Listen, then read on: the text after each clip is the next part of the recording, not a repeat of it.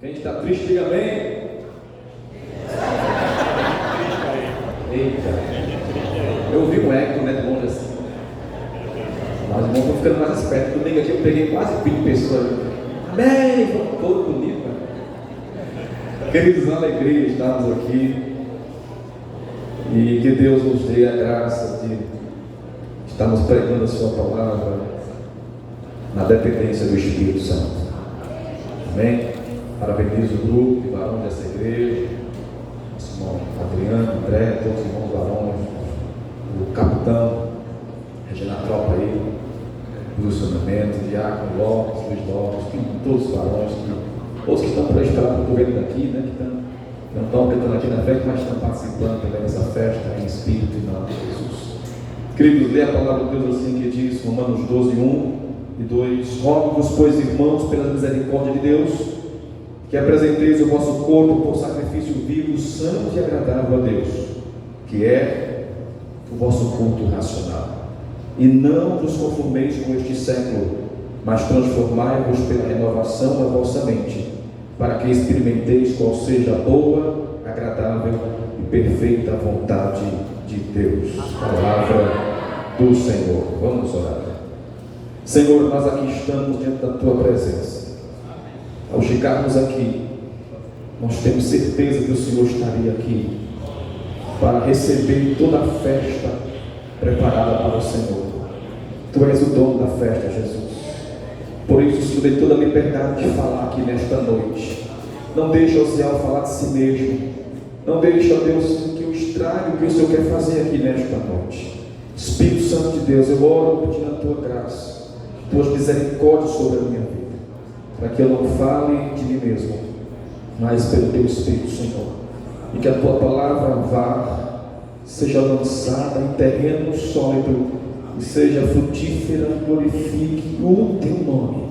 Eu oro a Deus para que o Senhor, neste instante, venha nos colocar a dispensação do Teu Espírito, para compreender a Tua palavra, para ser regido por ela, tocado por ela, e para ser, Deus, abençoado pela Tua palavra nesta noite. Nós oramos em nome de Jesus, por todo esse momento, que a Tua palavra seja ministrada aqui, Senhor, em nome de Jesus. Amém. Graças a Deus, queridos.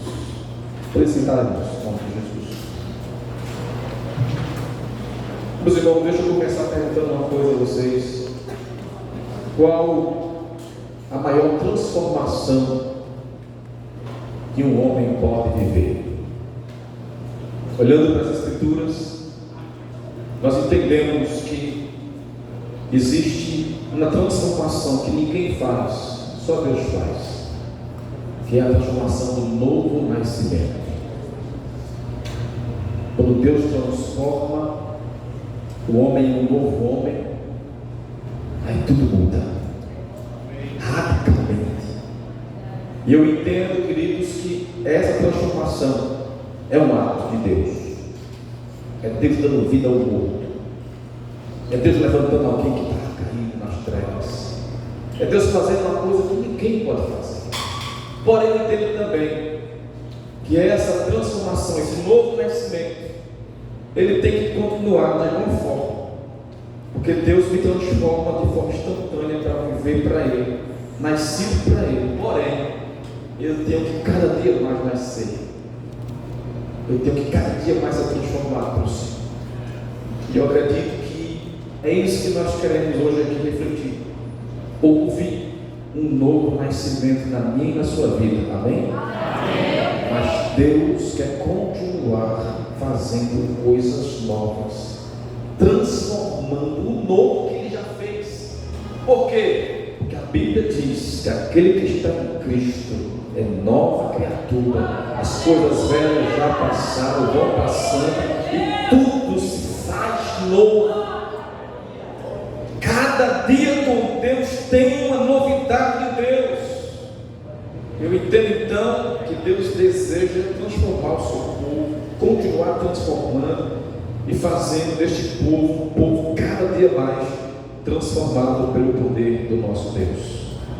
Queridos, estamos diante de uma carta, Romanos, uma carta que Paulo escreveu aos irmãos de Roma. Não se tem relato facilmente encontrado sobre a origem desta igreja, a igreja de Roma, mas possivelmente essa igreja nasceu lá no Pentecoste, naquela pregação do apóstolo Pedro que pregou e quase 3.000 homens se converteram.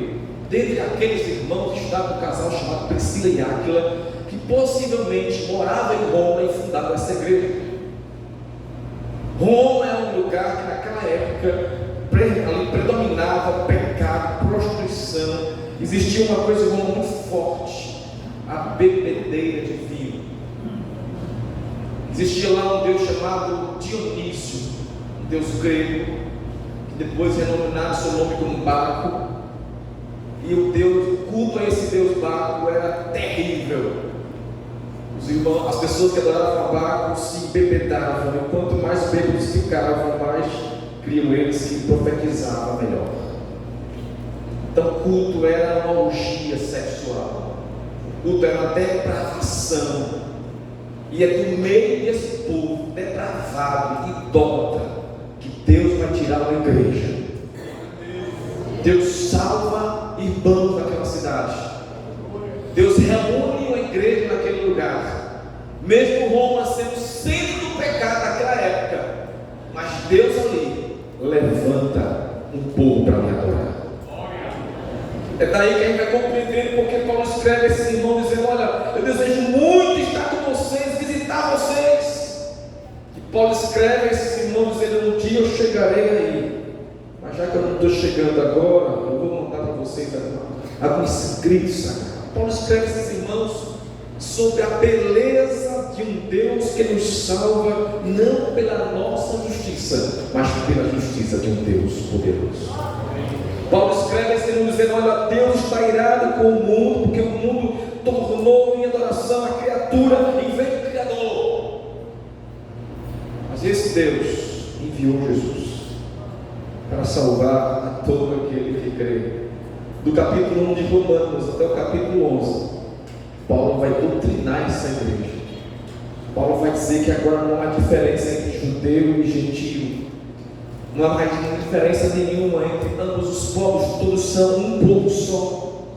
E Paulo chega no capítulo 11 adorando a Deus, declarando que dele, por ele, somente dele, para ele são todas as coisas, a ele pertence tudo no céu e na terra.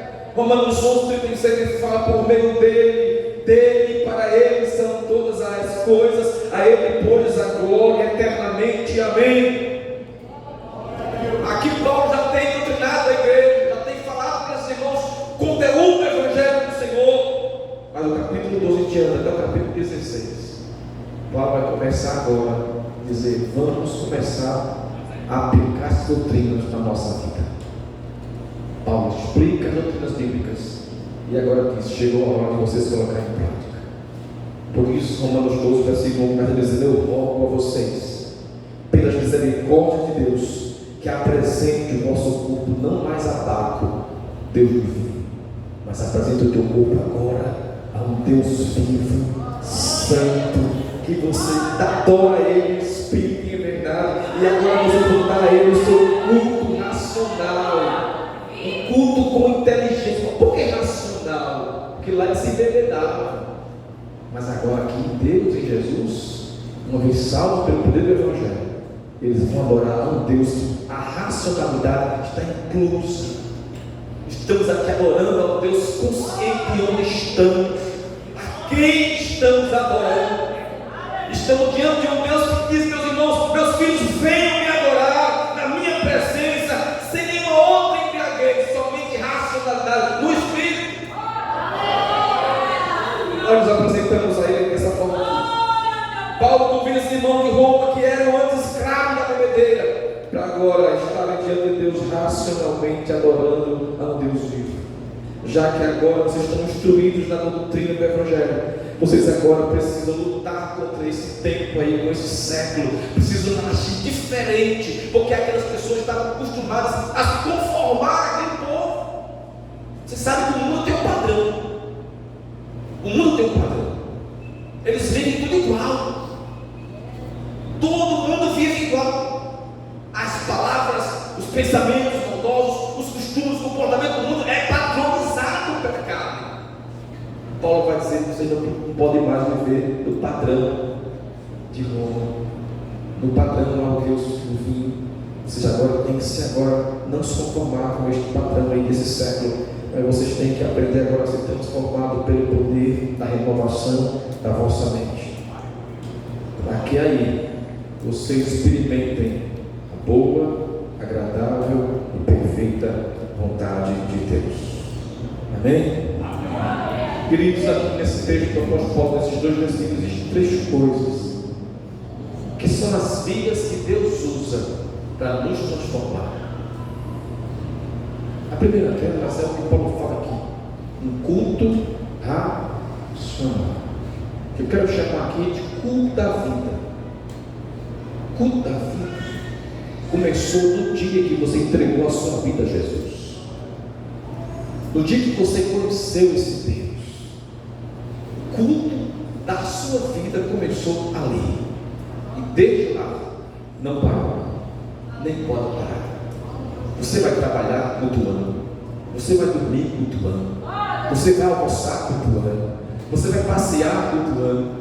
Tudo que você vai fazer, incluindo tudo que você é e vive e faz, agora, a partir do momento que você entregou sua vida a Cristo, iniciou-se o culto da sua vida. É a partir desse princípio que Paulo vai dizer para esses irmãos: vocês precisam entregar o vosso culto a Deus, e esse culto não pode ser reduzido mais a um local, adiante de pessoas que vocês conhecem. Vocês vão cultuar um Deus constantemente, que está em todo lugar. Tudo que vocês fizerem tem que ser um objeto, uma forma de culto ao nosso Deus. Por isso, meus irmãos, eu acredito que Deus usa o culto na nossa vida, o culto da nossa vida, para nos transformar. Porque imagine você chegando no seu trabalho cultuando a Deus, louvando, depois de ter falado com Deus ao sair de casa. O culto dali continua na sua vida. Aqui a gente vai para casa, daqui a pouco é um culto público, mas o culto da sua vida não pode parar. E Deus vai usando esse culto da vida que não tem parada, não tem interrupções, não tem nenhum tipo de parada, ele não tem pausa. É um culto que tem que estar o tempo todo. Eu sei que nós somos carnes, seres humanos, mas nós constantemente temos que estar adorando a Deus. Ninguém, mesmo crente, na Cipressa vai dizer: hoje vou passar um dia sem ser crente. Vai dizer? Jamais. Nada que você faça na sua vida não pode ficar parte do que Deus é para você. Agora adiante, desde que Jesus entrou na sua vida cultua a Deus. Se você fala, tem que cultuar a Deus. Se você pensa, se você age, tudo que você faz. Não é à toa que Davi dizia: tudo que é em mim, bendiga o teu santo nome. Eu acredito que Deus usa esse culto da vida para nos transformar.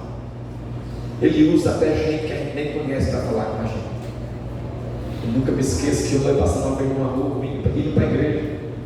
Eu estava num período muito difícil. Deus usou um bêbado para falar comigo. Bêbado caído, cachaça, caindo no chão, Deus, incrível negócio. E o bêbado me chamou e disse: olha, deixa eu falar para você. Mal o camarada descascou. Deus falou tanta coisa comigo naquele momento. Deus quis assim. A vida do crente é constantemente vivendo na presença de Deus. O que Paulo está colocando aqui, meus irmãos, eu rogo a vocês terem misericórdia do Senhor, que apresentem-se a Deus, dando o seu corpo como sua mente, como objeto de culto ao Senhor, como forma de expressar a Ele o culto a Deus que Ele é digno de receber. Queridos, isso é muito forte. Imagine se todos nós cultuássemos a Deus constantemente, concentrado nisso e consciente disso. Imagine como seria o nosso trabalho. Imagina como seria a nossa família. Imagine Deus o tempo todo com acesso a falar com você, porque nós todo tempo temos acesso a Deus. Mas imagine Deus com acesso a você em todo tempo. Você andar na presença de Deus o tempo todo. É isso que Paulo está colocando para nós aqui nesta noite. Nós precisamos entender que Deus nos transforma, mas você precisa estar cultuando a Deus, prestando culto a Ele constantemente. Você pode trabalhar no que for, de forma sendo lícito, você pode usar esse trabalho para a glória de Deus. Você pode estudar na pior faculdade que existe, de ateus, de gente que não crê em Deus, mas você está ali cultuando a Deus com seus estudos, Deus vai se fazer presente. Eu não acredito que haja algum lugar que Deus não entre com você. Você pode cultuar Ele em todo lugar, em qualquer lugar, em qualquer situação. Ele disse para a mulher samaritana: até agora em diante, eu serei adorado por todos. Aleluia. Não mais depende de monte, nem de templo. O Senhor vai ser adorado em todo lugar. Para onde você se virar, lá está o Senhor, te convidando a adorá-lo com a sua vida inteira. Quem se entrega a fazer isso, experimenta a grandeza da paz, experimenta a presença de um Deus que nos preenche, que nos molda, nos trata em cada momento da nossa vida. Ele fala conosco, Ele fala até no silêncio, Ele fala conosco, Ele se revela ao seu povo, quando a igreja cultua Ele constantemente. Portanto, queridos, eu acredito que essa via de cultuar a Deus é uma via de transformação que Deus usa para lapidar a mim e a você. Uma outra via que eu creio que Ele age em nossa vida, uma vez nascido dele, é o que Paulo também coloca aqui, no versículo 2, é o inconformismo de maneira crescente. Desde o dia que a gente nasceu de novo, Deus colocou em nosso coração um inconformismo com este mundo.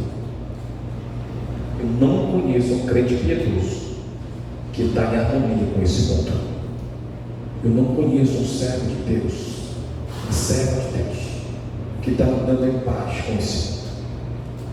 Todo o justo de Deus na terra, ele está travando uma grande guerra contra este mundo.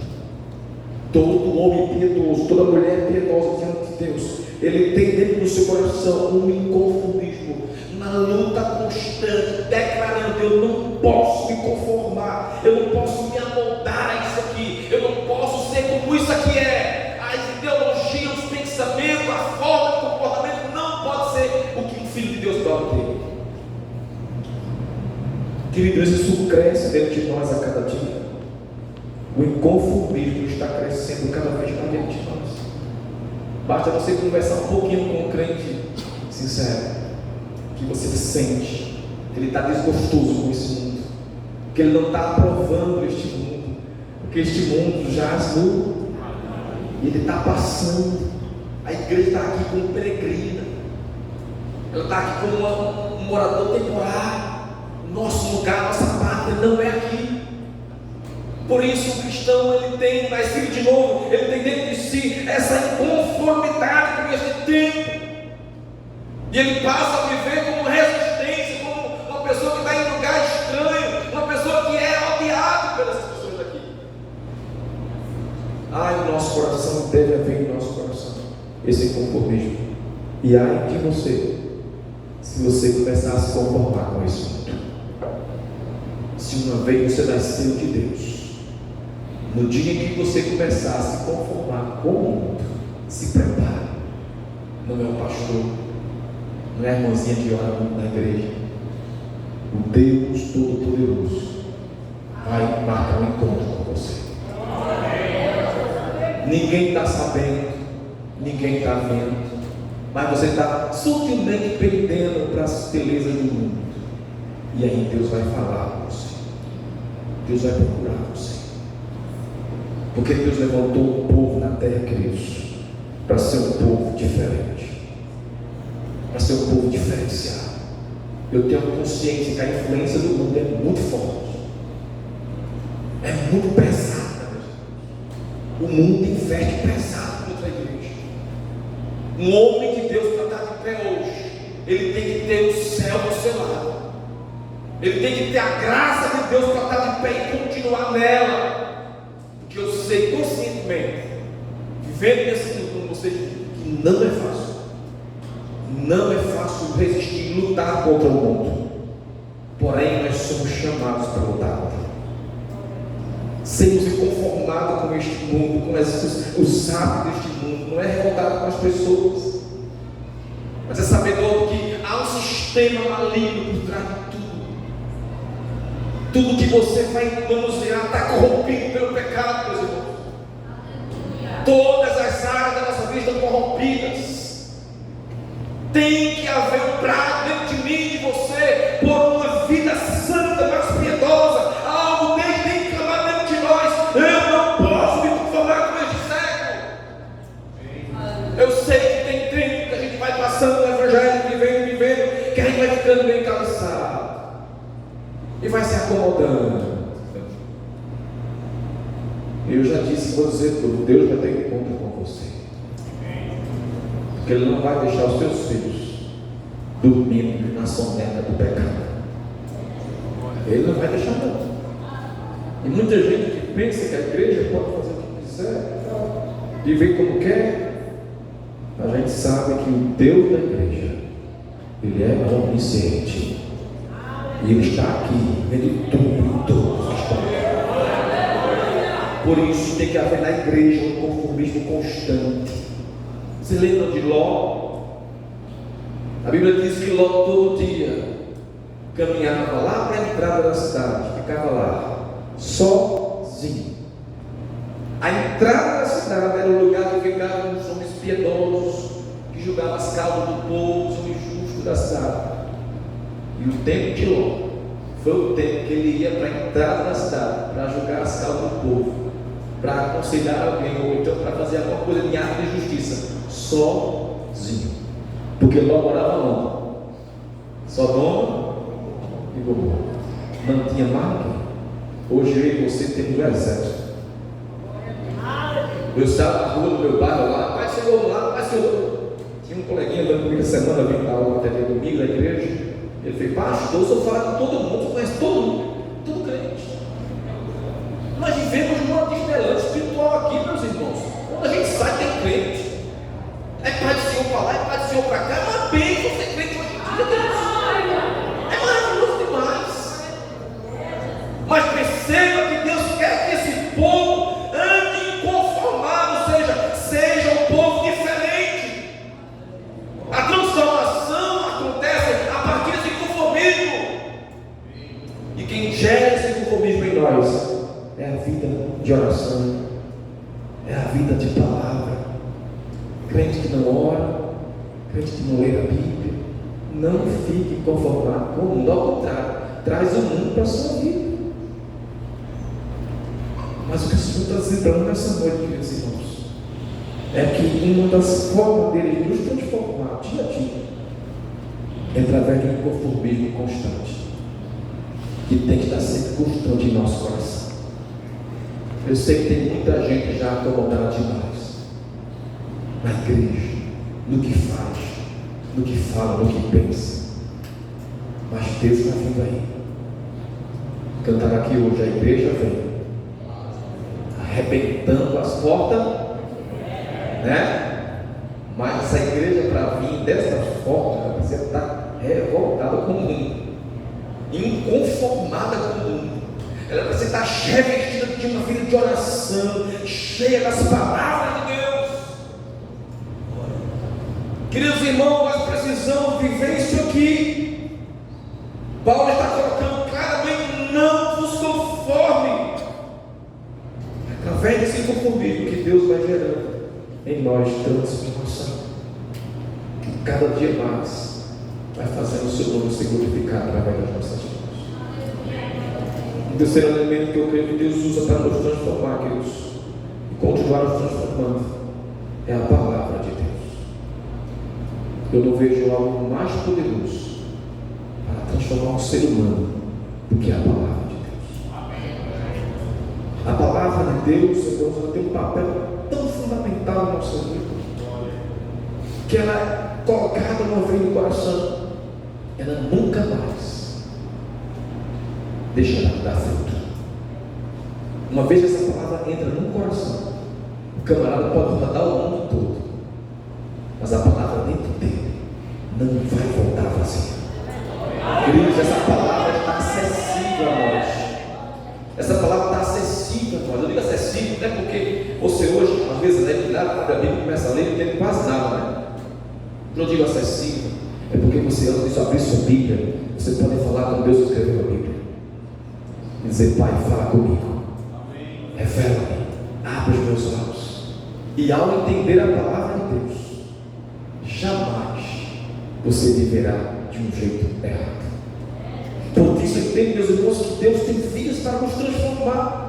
Ele usa o culto na vida, Ele usa esse inconformismo crescente na nossa vida. Deus usa a sua palavra para nos transformar, para nos fazer coisas novas. Mas toda essa transformação é para Deus, como diz o apóstolo Paulo, nos levar a experimentar a boa, agradável e perfeita vontade de Deus. Amém? Preste atenção a uma coisa: não existe algo mais nobre, mais elevado, mais perfeito do que a vontade do Senhor.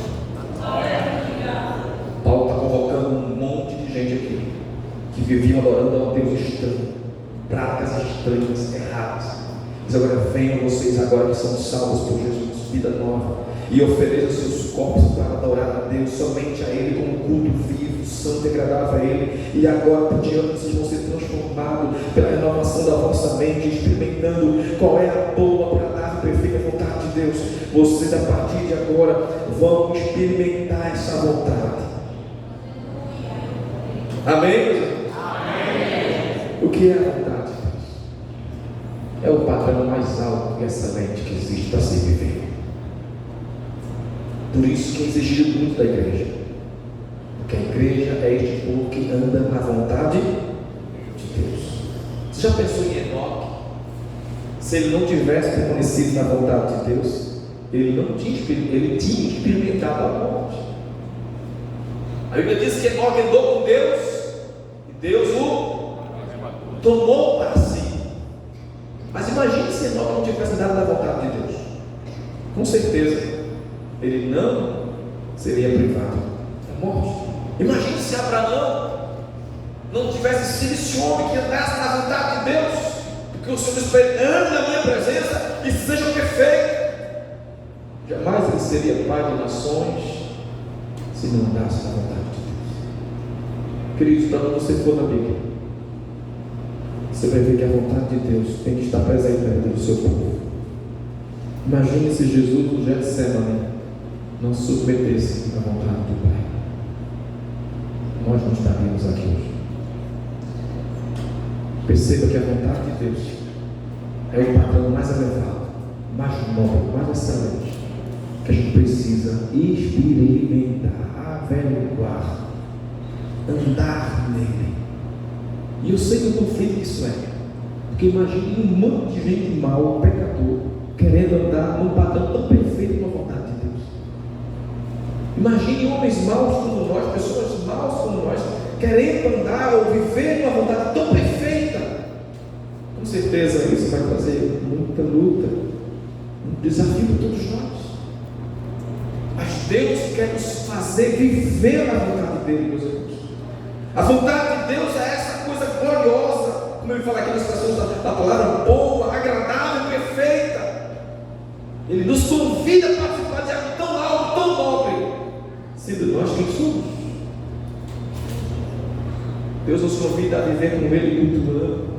Deus nos convida a andar com Ele inconformado com este mundo. Deus nos convida a andar na Sua palavra, se alimentando da Sua palavra. Tudo isso para que a cada dia mais Ele encontre filhos, povo, uma igreja, que esse povo esteja vivenciando a vontade de Deus. Isso é a coisa mais elevada que a gente como igreja pode experimentar. Agora vamos pensar por um minuto. O que há de ser de uma pessoa que se conforma com o mundo, de um crente que não anda na vontade de Deus, de um crente que está, ele em vez de estar na contramão do mundo, ele está andando junto com o mundo? Como será um crente que, meus irmãos, não atende esses conselhos postos aqui? Porque a palavra que está aqui, tanto foi para os irmãos de Roma, como é para nós hoje aqui, século XXI. O que há de ser de nós, se a gente não atentar para isso aqui, se a gente não apresentar o nosso corpo como sacrifício a Deus vivo, santo e agradável, se a gente não der um culto racional A gente não vai experimentar a vontade do Senhor. E como será? Será como aquele vale dos ossos secos. Depois de já formado os ossos de volta, todo mundo em pé, tudo bonitinho, mas não tinha o Espírito. Tudo no seu lugar. Meus amados irmãos, nós precisamos vivenciar essa vontade de Deus de cada vez mais profunda, de cada vez mais aprofundada, aperfeiçoada com o Senhor. E se a gente não buscar isso aqui, haverá milhares de coisas que vão ocupar o lugar. Ai da igreja, ai de nós, se não vivermos experimentando a vontade de Deus. Eu sei que isso aqui é desafio, muito desafio para o homem de Deus, para a mulher de Deus, para a família, para o pastor, para todos nós. Mas o desafio posto aqui é o melhor a se colocar. Você nunca vai conhecer alguém que vive na vontade de Deus e tem uma vida derrotada.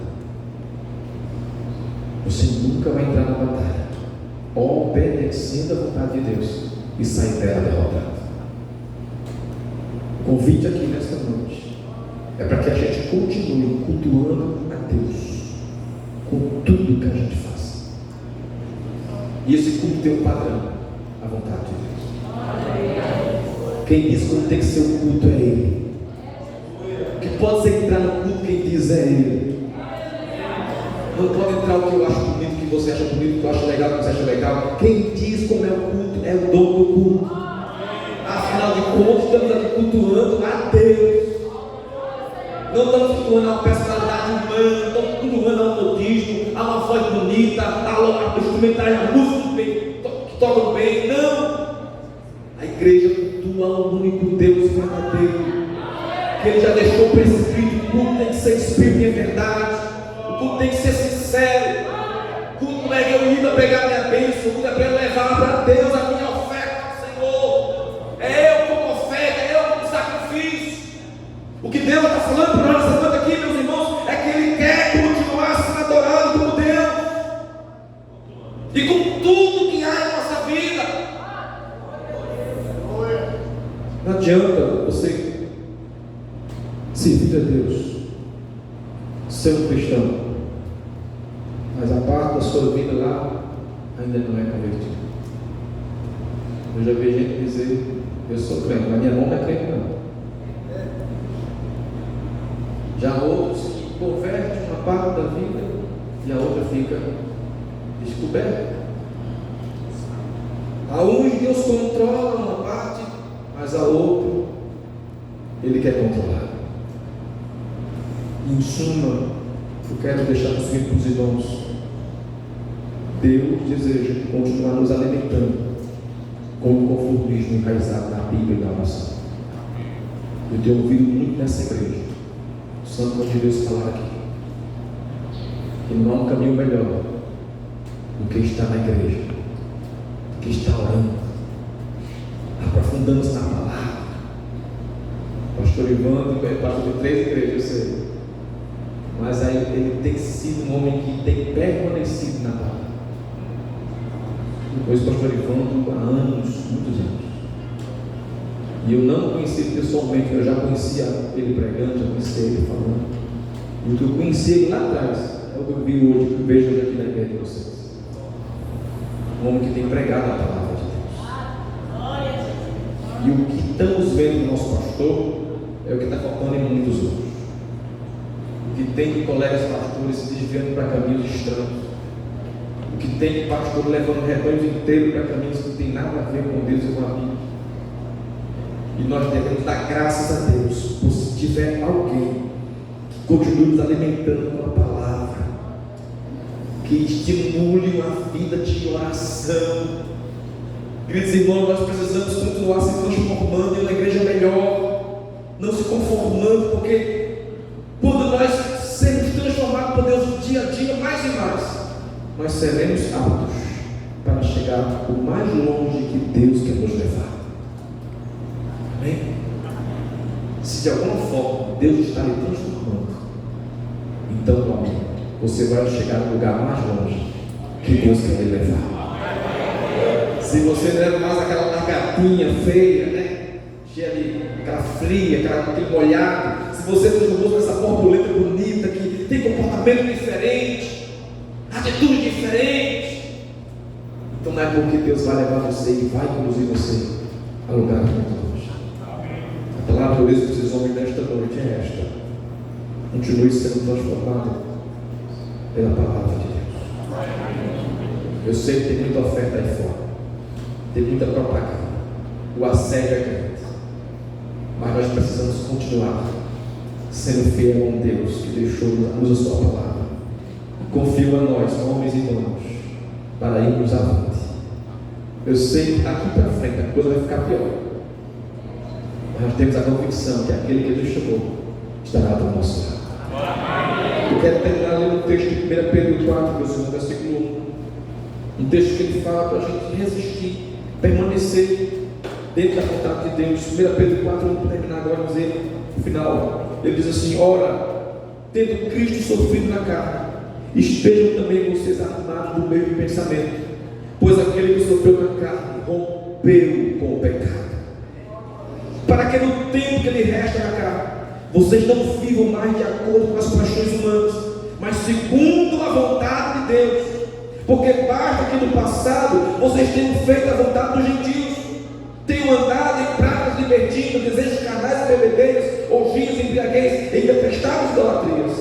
Por isso, falando mal de vocês, eles estranham que vocês se juntem. Não se juntem com eles no mesmo excesso de devassidão. 1 Pedro do 1 ao 4.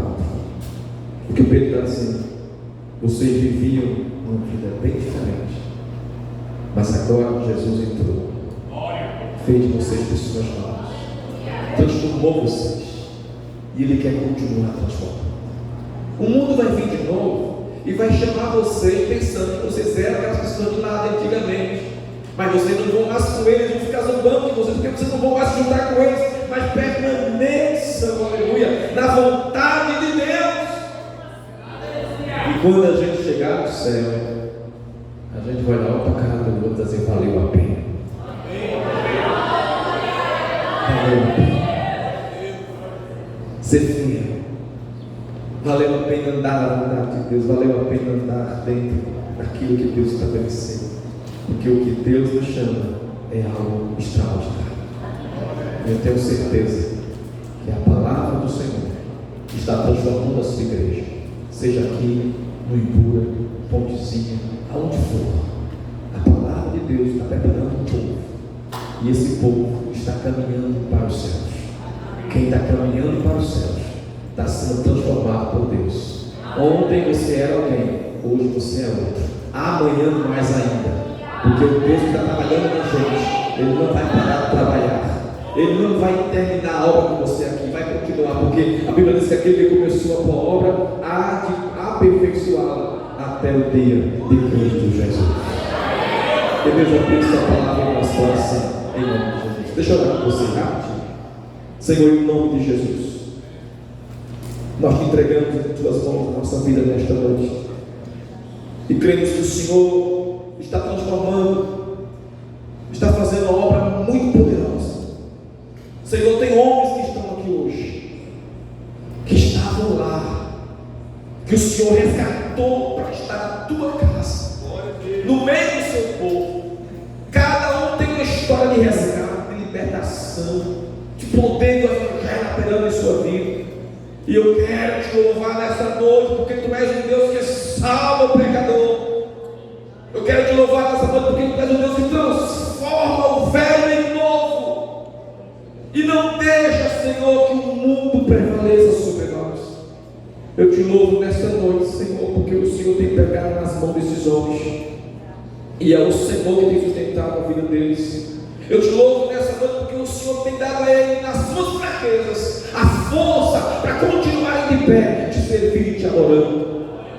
Por isso, Senhor, eu creio também nesta noite, que o Senhor nesta noite está visitando os seus corações, e a sua palavra está penetrando, renovando as forças, para que eles continuem te servindo com ingenuidade, com lealdade, Senhor, com firmeza, com obediência. sabendo que há um Deus todo-poderoso ao nosso lado. Há um Deus que nos garante todo livramento em qualquer situação. Se a doença chegar, Ele te cura. Se o mal aparecer, Ele repreende. Se você cair, Ele te levanta, homem. Se você fraquejar, Ele está lá com a mão estendida para te fortalecer. Obrigado, Senhor, porque nós não vivemos, não permanecemos de pé pela opinião dos outros, nem pelo que os outros esperam de nós. Obrigado, meu Senhor, estamos aqui hoje de pé, 24 anos que esses homens celebrando, porque a tua mão até aqui tem nos ajudado. Milagres o Senhor tem operado, e grandes coisas o Senhor continuará fazendo.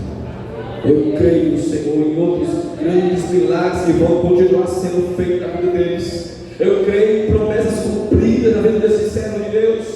Eu creio em grandes livramentos da parte do Senhor, que Deus continuará executando. Cremos num Deus que não cessará a sua obra enquanto não houver concluído por completo. Por isso, nessa noite, Senhor, tranquiliza o coração de cada um deles, de que aquilo que há de vir, virá e não tardará.